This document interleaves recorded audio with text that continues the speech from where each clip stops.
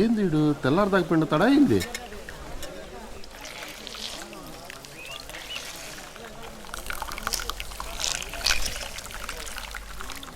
తేనె ఇంత పిండుడు పిండుతున్నాడే,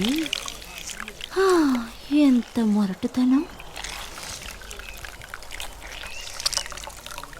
అయ్యయ్య ఏం బా త్వరగా అయ్యబ్బా, ఇంట్లో చాలా పని ఉండదు. ఏం పిల్లలు కొడి ఎప్పుడు చూసినా ఇంట్లో పనుండాది అంటావే, ఏందా పని? ఏంది పని? రండ్రా నా పులికి వనల్లారా. ఏంద్రా ఇంకా ఇద్దరు తగ్గారు? అమ్మకి వాంతులు అవుతున్నాయంట, నేను తీసుకురమ్మనిందిరా. విన్నావుగా, నా పులికి చెప్పింది విన్నావుగా. ఇంతకు మించి వివరంగా చెప్పాలా? ఈసారి నేను ఆడుకోవడానికి నాకు చెల్లి పాప కావాలి, చెప్తున్నా. ఈసారి కాకపోతే ఏందిరా, వచ్చేసారి ఇస్తాగా. రండి పోదాం. ఏ నాయనా, వచ్చేసారి ఇస్తాడంట. పెద్దాయన, ఏంది వైద్యుడా? మన ఊర్లోనే మన జాతిలో ఉన్న అన్ని లక్షణాలు మీ అబ్బాయికి అట్టాగే అభినయ్.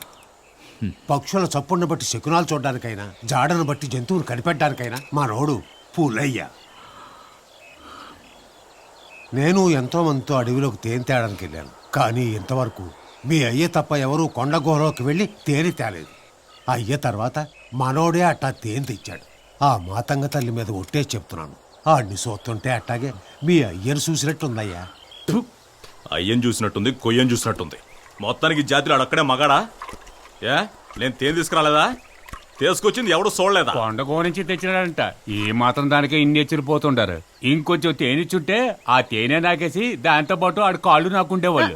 మన ఇంట్లో సమస్యలు చాలవేంది, ఇప్పుడు ఆ ఇంటి సంగతి మీ ఇద్దరికి ఎందుకయ్యా? నువ్వేందే మధ్యలో పానకంలో పుడకలా వస్తావు? మన ఇంట్లో బిడ్డ వయసుకొచ్చి 6 ఏళ్ళు అయింది. పెళ్లి చేస్తుంటే ఈ పాటికి 10 మందిని కనేది. దాని గురించి మీరేమైనా పట్టించుకుంటున్నారా? ఇంట్లో కుదురుగా ఉంటుందా? చిన్న పిల్లలతో చేరి అడివంతా తిరుగుతోంది.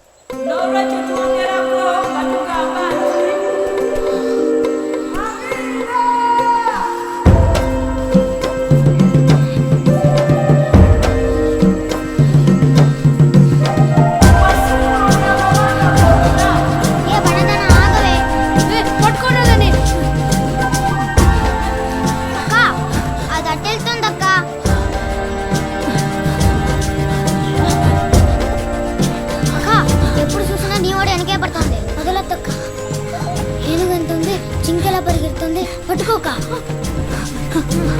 నాలుగు పక్కన వెళ్తేనే పట్టుకోగలం, నువ్వు అటు వెళ్ళు.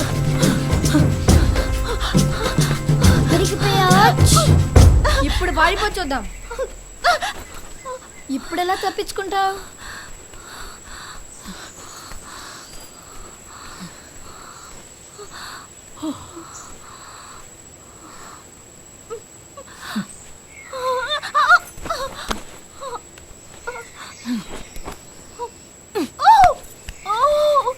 కొట్టకే నొప్పిగా ఉంది.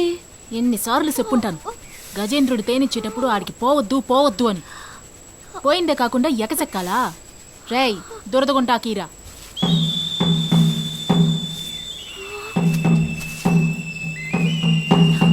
ఇక మీదట గజేంద్రుడు పక్కన నిన్ను చూసినా తాడ తీసేత్తనేమనుకున్నావు?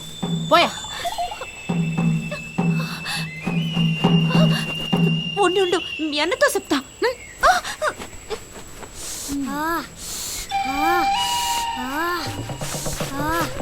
ఏంద్రా ఇక్కడ దాచుకున్నా కదా, మంటగా ఉందక్క. అదెందుకు ఆడపెట్టుకున్నావు?